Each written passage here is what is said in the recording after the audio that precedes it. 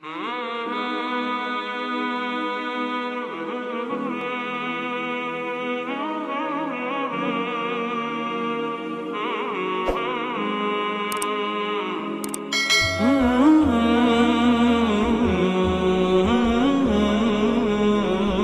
itu Umar bertanya kepada Kilab sebelum bertemu orang tuanya, apa kira-kira yang engkau selalu lakukan wahai Kilab selama engkau masih bersama engkau? Maka dijawab oleh Kilab, saya selalu memeras onta untuk orang tua saya. Apa kata Umar? Sekarang pergilah engkau ke belakang, peras onta untuk orang tuamu. Diperas oleh Kilab, kemudian dimasukkannya ke atas mangkok, kemudian Umar keluar membawa mangkok yang hasil perasan Kilab. Kemudian dia mengatakan, wahai ayah minumlah, wahai bapak minumlah, wahai ayah Kilab minumlah. Sang ayah minum. Dan ayah tadi sudah tua dan sudah buta-buta karena tua. Ketika dia minum, dia mencium bau anaknya. Lihat bagaimana pekanya hati seorang ayah. Dia mencium bau anaknya Kilab. Kemudian dia mengatakan, wallahi ya Amirul Mukminin, kalaulah bukan Kilab jauh, maka saya akan menyangka bahwa Kilab ada di sebelah dinding saya ini. Amirul Mukminin Umar bin Khattab radhiyallahu anhu tidak kuat menahan bagaimana pekanya hati seorang ayah kepada anaknya. Dia pun menangis. Kemudian dia mengatakan, keluarlah hai Kilab, sungguhnya ini ayahmu, peluklah. Kesimpulannya bahwa hendaknya seorang anak sangat mengerti dan mencamkan bahwa sarana untuk memasukkannya ke surga salah satunya pada zaman sekarang adalah berbakti kepada orang tua. Baik. Kemudian Allah Subhanahu wa taala mengatakan, wakhfid lahuma janahaz zulli minar rahmah. Rendahkanlah sayap kehinaan untuk mereka berdua dari kasih sayang. Wa qur rabbirhamhuma kama rabbayani shaghira. Dan katakanlah, Rabbi, wahai Rabbku, kasihinilah mereka berdua sebagaimana mereka telah mendidikku semasa kecil. Tidak cukup dengan ucapan. Maksudnya tidak cukup dengan perbuatan saja. Seorang anak bagaimanapun dia akan besar. Dan biasanya anak akan mempunyai taraf pendidikan dan kedudukan jauh di atas orang tuanya. Apalagi pendidikan yang kosong dari ajaran agama akan membuat anak dihormati di masyarakat. Dan ini kadang-kadang terbawakan kepada orang tua yang miskin, yang tua renta dan semacamnya, ayahnya sendiri. Sehingga anak tidak meletakkan rasa penghormatan, bahkan dia meletakkan dia sebagai seorang pemimpin dari kaumnya. Dia orang pejabat yang besar. Dia orang guru, orang dosen, seorang ustadz yang sudah dianggap orang besar. Ketika duduk dia sejajar dengan ayahnya, dia tidak mau meletakkan kehinaan dirinya kepada ayahnya. Ini sering kita lihat di dalam masyarakat. Walaupun dia salah seorang anak yang sering diajarkan ayahnya tentang ajaran agama. Ketika dia duduk, dia tidak duduk sebagai anak karena dia sudah besar, dia punya anak dan cucu mungkin. Tetapi dia duduk sesuai dengan kedudukan dia di mata masyarakat. Tidak pernah dia meletakkan dia sebagai anaknya seperti dulu lagi waktu SMP atau waktu SD. Oleh sebab itu Allah perintahkan, waqfid lahuma, statuskan dirimu, rendahkan dirimu. Disebutkan di dalam kitab Hilyatul Auliya karangan Al-Asfahani rahimahullahu taala, Raja' bin Haywah, seorang qadhi besar pada zaman Bani Umayyah. Bahkan Raja' bin Haywah adalah gurunya Umar bin Abdul Aziz rahimahullahu taala. Memberi kajian di hadapan ribuan muridnya di masjidnya.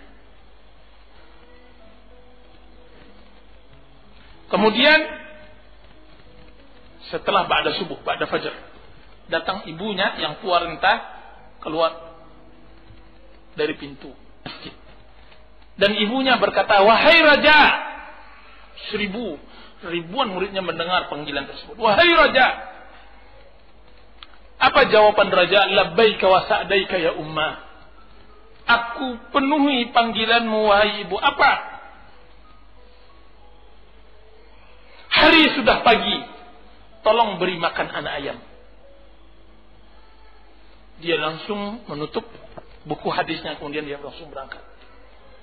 Dia cium tangan ibunya, dia cium semua perintah ibunya. Karena dia tidak meletakkan dia sebagai seorang ulama, tapi dia letakkan dia sebagai seorang anak yang patuh pada orang tua. Waqfid lahuma janahadzul. Kehinaan. Dan saya masih melihat berapa orang yang berbakti kepada orang tuanya padahal posisinya, status sosialnya di masyarakat sangat tinggi. Masih dia membimbing orang tuanya, masih dia yang menyiapkan sepatu ayahnya, sandal ayahnya, sedangkan dia sudah doktor, sudah profesor dan sebagainya. Contoh bagi kita yang tepatnya yang sering saya lihat adalah Syekh Abdul Razak bin Abdul Husin Abbad hafizahumullah ta'ala. Syekh Abdul Razak, anaknya status sosialnya sudah profesor, doktor, mengajar di S3 atau S2 di Universitas Islam Madinah. Kan tapi bersamaan dengan itu beliau tidak segan-segan bagaimana dia berbakti kepada ayahnya yang juga ulama seperti Abdul Muhsin Abbad untuk mengambilkan sandal, untuk mengambilkan sepatu dan membimbing orang tuanya. Memang sudah. Wa qur rabbirhamhuma, akan tapi juga bersamaan dengan itu hendaklah berdoa kepada orang tua, untuk orang tua kita. Berikan mereka kasih sayang ya Rabb, tuntun mereka ke jalan hidayah. Sebagaimana saya telah mendapatkan hidayah, berikan kepada mereka hidayah. Kenapa kita mendoakan kedua orang tua? Karena hasil mereka telah menggunakan rebaya, sebagaimana telah mereka didik aku semenjak kecil.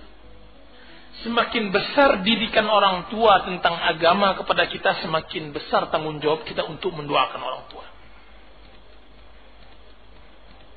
Semakin besar orang tua memperhatikan didikan agama untuk kita sewaktu kecil, semakin besar tanggung jawab kita untuk berbakti kepada orang tua. Begitu dikiaskan kepada yang lain. Supaya siapa saja yang sudah kita anggap orang tua yang dia telah mendidik kita didikan agama, maka layak kita mendoakannya. Dari ustadz-ustadz, dari buya-buya yang telah mengajarkan kita, dari dosen-dosen yang telah mengajarkan didikan agama. Jangan lupakan. Kalau dia pelaku bid'ah, ajak dia kepada sunnah. Kalau seandainya dia pelaku syirik, ajak dia kepada tauhid. Dengan berbagai cara, berbagai sarana, dengan doa, dengan panggilan baik dan semacamnya. Sudah itu Allah Subhanahu wa taala katakan, Rabbukum a'lamu bima fi nufusikum. In takunu salihin fa innahu kana lil awwabin ghafura. Rabb kalian, dialah yang maha tahu tentang yang ada di diri kalian, di diri kita. Jika seandainya kita menjadi yang saleh, sesungguhnya Allah Subhanahu wa taala bagi orang-orang yang awwabin, bagi orang-orang yang kembali, maha pengampun. Di sini Allah Subhanahu wa taala mengatakan Allah mengetahui yang ada di diri kita, baik yang buruk maupun yang baik. Sejauh mana kita beribadah kepada Allah dan berbakti kepada kedua orang tua. Allah yang mengukur keimanan kita. Allah yang mengukur kasih sayang orang tua kita kepada kita. Demi Allah, kasih sayang kepada orang tua, jika seandainya tidak ditopang dengan agama, maka semuanya adalah kasih sayang dusta. Bohong seorang anak akan cinta kepada orang tuanya yang sudah renta begitu. Akan tapi ada sebagian orang yang Allah ilhamkan kepadanya bahwa dia membersihkan kotoran orang tuanya jauh lebih nikmat daripada dia berwangi-wangian dan semacamnya. Dari pahala yang dia tunggu kepada Allah Subhanahu wa taala. Ini yang sangat luar biasa. Tidak ada rasa jijik lagi. Kenapa? Karena pahala yang dia tunggu kepada Allah Subhanahu wa taala sangat besar. Allah yang mengetahui yang dalam kasih sayang cinta kita kepada orang. Sejauh itu pula Allah akan menilainya. In takunu salihina, jika seandainya kita benar-benar saleh, maka Allah Subhanahu wa taala akan mengampuni dosa-dosa kita yang lain. Allah mengampuni dosa-dosa kita yang lain. Berapa banyak Allah Subhanahu wa taala mengampuni dosa kita karena kelebihan kita untuk melakukan satu amal. Kita mungkin dalam satu beberapa hal mungkin ada taksir, mungkin ada kelalaian, mungkin ada kesalahan. Akan tapi Allah akan melihat kelebihan kita di dalam beramal. Ada sesuatu yang benar-benar Allah akan pikirkan. Dan amal yang dapat dibanggakan yang sangat besar di sisi Allah Subhanahu wa taala adalah dua. Mentauhidkan Allah dan berbakti kepada orang tua. Allah mungkin memaafkan dosa kita yang lain karena gara-gara kita berbakti kepada orang tua. Allah juga bisa mungkin memaafkan kita kepada dosa yang lain karena kita mentauhidkan Allah dengan sebenar-benar tauhid. Kemudian dilanjutkan pada permasalahan yang berikutnya. Wa ati dzal qurba haqqahu wal miskin wa ibnas sabili wa la tubadzir tabdzira. Innal mubadzirina kanu ikhwanasy syayatin wa kana asy-syaitanu li rabbih kafura. وَإِمَّا تُعْرِضَنَّ عَنْهُمُ ابْتِغَاءَ رَحْمَةٍ مِّن رَّبِّكَ تَرْجُوهَا فَقُل لَّهُمْ قَوْلًا مَّيْسُورًا. Allah mengatakan, sebagaimana kita telah bisa berbuat baik pada orang yang paling dekat kepada kita, yaitu orang tua, mestinya juga kita bisa berbuat baik kepada orang yang dekat dengan kedua orang tua kita. Dialah kerabat orang tua kita, ayah, ibu. Wa ati dzal qurba haqqah. Berikanlah, tunaikanlah hak kerabat. Karena di dalam hadis disebutkan bahwa berbuat baik kepada kerabat orang tua kita sama dengan berbuat baik dengan orang tua kita sendiri. Bahkan lebih dari itu, berbuat baik kepada teman akrab sang ayah kita atau ibu kita sama halnya telah berbuat baik kepada ayah atau ibu kita yang telah menikah. Ini Abdullah bin Umar. Setelah wafat ayahnya Umar bin Khattab radhiyallahu anhu, berselisih jalan dengan orang tua renta. Abdullah bin Umar menggunakan kendaraan kuda, sedangkan orang tersebut berjalan. Ketika melihat orang tua tersebut, Abdullah bin Umar turun, kemudian berbincang, bertanya tentang keadaannya, kemudian dia letakkan serbannya ke orang tua tersebut, kemudian diangkat orang tua tersebut, kemudian mengantarkannya kepada tujuannya. Ketika ditanya kepada Abdullah bin Umar tentang masalah itu, maka dijawab bahwa orang tua tersebut pada masa jahiliyah adalah teman akrab Umar bin Khattab, ayahnya. Dan ini sangat luar biasa. Karena kita tahu bahwa perjalanan hidup orang tua kita yang paling mengetahuinya adalah kerabat orang tua kita. Kerabatnya. Kawan-kawannya. Dengan kita berbuat baik kepada kerabat itu, akan mengenang kerabat tersebut akan masa-masa indah semasa orang tua kita masih hidup. Onde mayung yung ilak banam song nasib anak nasib besanu Tuhan. Didoakannya orang tua kita gara-gara kita berbuat baik. Sekalipun orang tua kita preman atau sebejat-bejatnya orang, dia akan menyebutkan kebaikan. Kalau seandainya dia tidak mempunyai kebaikan, sekurang-kurangnya anaknya ini adalah kebaikan yang sangat luar biasa. Dia akan mengatakan, seburuk apapun orang tua kamu nak, dia telah menghasilkan kamu yang baik seperti ini. Itu yang akan dia sebutkan. Dan nyaris semua orang yang kita berbuat baik dari kerabat, semua menceritakan masalah orang tua. Dia akan menyebutkan, beruntung sekali nasib si fulan, walaupun dia dah meninggal, karena dia telah melahirkan anak si fulan. Jadi begitu. Mengingat hal itu akan mendapatkan pahala dan sekurang-kurangnya doa orang tadi kepada orang tua kita. Itu salah satu hikmah kenapa kita harus mendekatkan. Wa atidal qurba haqqahu.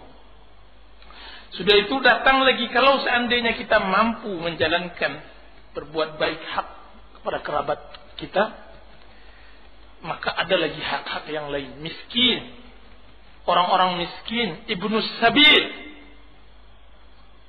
juga kita tunaikan.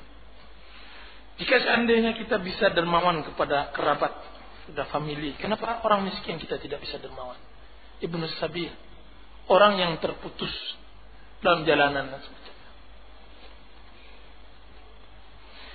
Kedua-duanya akan mengantarkan kepada kita kebahagiaan. Orang miskin, dia akan merasa berhutang budi besar kepada kita jika seandainya di saat-saat dia membutuhkan kita bisa mengulurkan bantuan kepadanya. Dia tidak akan lupakan kebaikan itu. Orang ibnu sabil, orang yang terputus perbekalan di saat bersafar, sekaya apapun dia di negerinya, akan tapi kekayaannya tidak ada artinya di saat dia sangat membutuhkan di tempat kita yang mana dia berada. Bantuan apapun yang diberikan, yang kita berikan kepadanya, dia akan ingat. Walaupun di kampungnya orang membantunya sangat luar biasa, dalam artian memberikan kepadanya uang yang sangat banyak, tapi ketika dia terputus perbekalannya di tengah jalan, satu hal yang sangat dia tidak lupakan. Wala tubadzir tabdzira. Janganlah kita membadzirkan harta kita dengan mudahnya. Membadzirkan harta ada 3 macam. Yang paling ringan memubadzirkan di dalam berinfak. Tapi ini jarang. Jangan boroslah berinfak tuh. Ingat, ini ada, kan, tapi yang sering kita lihat ada di dalam buku-buku dan kitab-kitab. Seorang terlampau dermawan di dalam berinfak. Allah Subhanahu wa taala menyuruh kita jangan berlampau lebih. Karena takut kalau kita begitu dermawan berinfak akan berdampak buruk pada diri kita. Kalau seandainya suatu saat kita membutuhkan uang tersebut, maka kita akan meminta-minta sedangkan kita sudah memberikan kepada orang lain. Ini yang pertama. Dan yang kedua, memubadzirkan, yaitu kita hambur-hamburkan uang untuk kepentingan kita sendiri, kemudian kita berikan kepada fakir miskin secukupnya. Itu mubadzir. Selagi kita bisa hidup, makan sama di tempat yang rasa-rasanya juga sebenarnya nikmat. Kenapa kita harus memilih tempat yang jauh lebih nikmat dari itu? Selagi kita bisa berkendaraan dan kita puas dengan kendaraan tersebut, kenapa kita hambur-hamburkan uang kita untuk membeli kendaraan jauh lebih bagus dari itu? Mubazir. Selagi kita telah cukup menghandphone dengan seseorang dan telah sampai tujuan kita dengan itu, kemudian kita mau lebih Dan rasanya lebih itu pun hanya untuk membuang-buang dan menghamburkan harta. Kenapa hal-hal yang lebih tersebut kita tidak infakkan kepada fakir miskin? Mubazir. Berapa banyak yang kita lakukan yang seperti itu? Dan yang ketiga, mubazir dalam artian dia tidak memberikan kepada fakir miskin, dan juga dia tidak memberikan kenikmatan untuk dirinya. Dia simpan, dia tabungkan. Sama dengan ayam mati di lumbung padi. Uang beratus-ratus juta, pakaiannya tetap lusuh seperti itu. Dia katakan saya zuhud. Setiap orang memberikan ucapan sanjungan, selamat Bapak telah diberikan kenikmatan harta. Dia bilang saya paling fakir di dunia. Disebutkan oleh Ibnu Jauzi rahimahullah, bagaimana syaitan memperdaya orang-orang yang seperti ini. Tingkatannya tidak saja bakhil, akan tapi sudah sampai pada tingkat syuh. Kalau bakhil, dia pelit pada orang lain tapi tidak pelit pada dirinya. Dihambur-hamburkan hartanya untuk dirinya. Kan tapi kalau syuh, jangankan untuk orang lain, untuk dirinya saja dia tidak mau beri. Apa kata Ibnu Jauzi? Saya banyak kali bertemu dengan si fulan. Bahkan mereka bukan orang-orang kecil, kategori ulama-ulama besar. Bagaimana dia rela hidup menjadi gharim masjid, dan hidup dengan 2 roti kering setiap pagi dan sorenya. Kemudian di masa-masa tuanya dia sering membawa bantal dia sering bawa. Terkenal bapak itu Syekh Bantal. Di mana-mana bantal dia bawa. Bahkan dia sering bilang kepada jamaahnya, kalau ada mati nanti tolong bantal ini kuburkan pas di kepala. Meninggal dia, dikuburkan dia dengan bantal. Suatu hari, karena kuburan sudah tua mau dipindahkan, termasuklah kuburan bapak tua ini. Setelah berapa tahun berjalan dikuburkan. Kiranya bantal yang tadi sudah waktu itu kokoh, masih kuat jahitannya, sudah dimakan tanah. Ketika mereka gali, kiranya uang dinar ribuan. Dia mau bawa mati itu dinar, dan dia rela makan roti kering setiap pagi dan sore. Ini mubazir. Dan ini ada di dalam kehidupan kita sekarang ini. Wallahu ta'ala. Oleh sebab itu Allah Subhanahu wa taala mengatakan innal mubadzirina kanu ikhwanasy syayatin. Sungguhnya orang-orang yang mubadzir itu adalah saudara syaitan, dan syaitan pada Rabbnya kufur. Maksudnya mubadzir bisa membawa seseorang kepada kekufuran nikmat.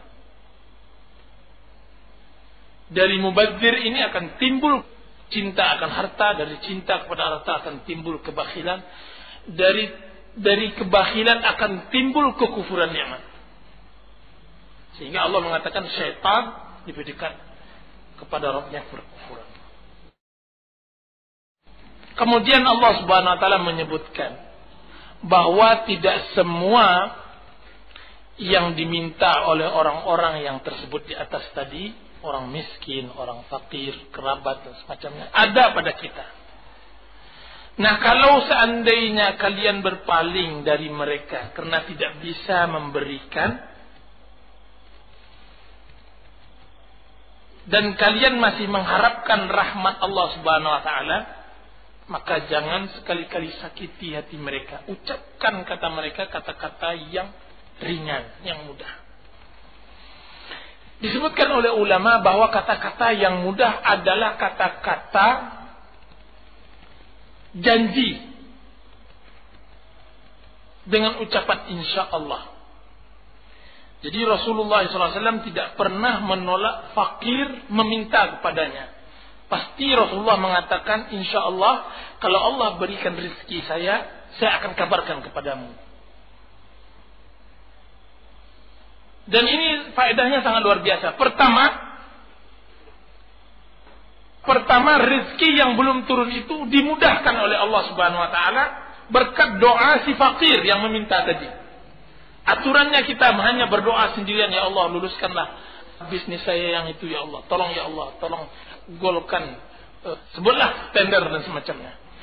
Dan tapi jika seandainya ada bagian si fakir dimasukkan ke dalam itu, kalau seandainya tender itu meledak, insya Allah saya kabarkan engkau.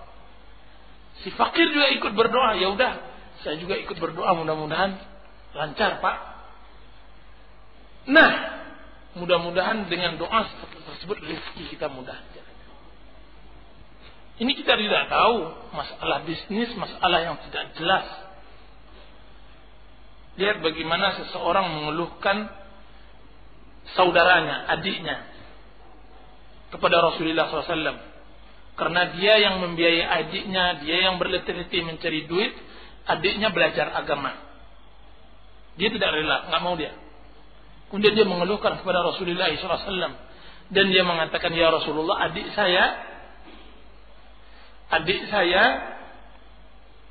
enak aja dia belajar dan saya capek-capek bekerja. Apa dijawab oleh Rasulullah SAW? Bukan melarang untuk stoplah, kalau gitu suruh dia kerja sendirian. Nah, apa kata Rasulullah SAW? Memompa semangat kakaknya. La'allaka turzaqu bihi, atau la'allallah yarzuquka bihi. Mudah-mudahan Allah memudahkan rezekimu selama ini karena adikmu. Siapa tahu. Nah, ini yang sulit kita pahami. Bagaimana cara memahamkan kepada orang-orang yang punya duit seperti kita. Kapan kita bisa memahami bahwasanya sedekah tidak akan mengurangi harta, sebagaimana yang dijanjikan oleh Rasulullah, mana qasamalun min sedekah, harta tidak akan kurang dari sedekah. Sedekah tidak akan mengurangi harta. Bagaimana cara memahamkannya? Memahamkannya mau tidak mau kita harus yakin, seyakin-yakinnya bahwa ya, harta kekayaan tidak kita dapat dari hasil upaya. Kalau kita katakan seperti itu, kafir kita sebagaimana kafirnya Qarun. Dia mengatakan innama utituhu ala ilmin indi. Sungguhnya saya peroleh ini karena ilmu yang saya dapat. Atau kufur kita sebagaimana kufurnya Ashabun Nun, pemilik kebun yang ada dalam surat Nun. Tapi yakinilah bahwa rizki mudah dan sulitnya cuma di tangan Allah. Dan sebab-sebab lapangnya rizki banyak sekali tidak masuk ke dalam kali-kali bisnis kita. Bukankah silaturahim juga melapangkan rezeki kita? Bukankah memberi fakir miskin juga melapangkan rezeki? Bukankah doa juga melapangkan rezeki? Lihat Mafatihur Rizq karangan Dr. Fadl Ilahi, kunci-kunci rezeki. Semuanya nyaris tidak ada sebab langsung, tapi semuanya sebab-sebab yang tidak rasional secara akal kita, tapi itu yang terjadi pada kita. Kembali kepada permasalahan. Jika seandainya kita pikirkan nasib orang miskin, memang malang nasib mereka. Sudahlah perut kelaparan, badan dingin karena tidak ada pakaian yang cukup untuk membalut badan mereka, gigi menggigil karena tidak ada yang bisa diminum yang bisa memanaskan badan. Kemudian dia datang kepada kita, kemudian kita tega-teganya mengucapkan kata-kata pedih kepadanya. Siksaan yang sangat luar biasa. Jika seandainya sifat ini diberikan kepada orang kaya, maka dia tidak akan bisa tidur kecuali dengan pil. Perut lapar, badan telanjang, hati pedih, luka. Bukankah itu yang disebut oleh Allah Subhanahu wa taala, kami akan coba kepada kalian sedikit saja dari rasa kelaparan dan rasa takut. وَلَنَبْلُوَنَّكُمْ بِشَيْءٍ مِنَ الْخَوْفِ وَالْجُوعِ وَنَقْصٍ مِنَ الْأَمْوَالِ وَالْأَنْفُسِ وَالثَّمَرَاتِ. Kami akan coba kalian sedikit saja dari rasa lapar. Sudah itu, rasa takut dan sedikit dikurangi. Dan ini kalau seandainya manusia yang hidup sederhana, dia tidak akan dapatkan kecuali pada zaman peperangan. Orang fakir miskin dia rasakan setiap harinya. Bangkan setiap harinya berbuat kemiskinan. Sudah itu artinya kita tambah saat dengan ucapan yang kita tidak layak. Ya, apa kata orang Minang, tidak termakan, tidak tersudu oleh ayam. Kita berikan kepadanya. Oleh sebab itu nyaris di dalam Al-Quran berulang-ulang kata-kata ini. Jangan sekali-kali sakiti hati orang miskin. Hati mereka sensitif persis dengan hati seorang ayah yang sudah tua, seorang ibu yang sudah renta. Persis. Sekalipun mereka tidak mempunyai harta, sekalipun mereka papa, tapi mereka masih mempunyai jiwa. Mereka masih mempunyai malu. Ketika dia datang kepada kita, kemudian kita katakan tidak, tetap merona wajahnya. Oleh sebab itu, hendaklah kita ucapkan kepadanya kata-kata yang baik. Akan tapi bukan dengan janji-janji palsu. Dan ini sangat luar biasa di dalam kehidupan seperti ini.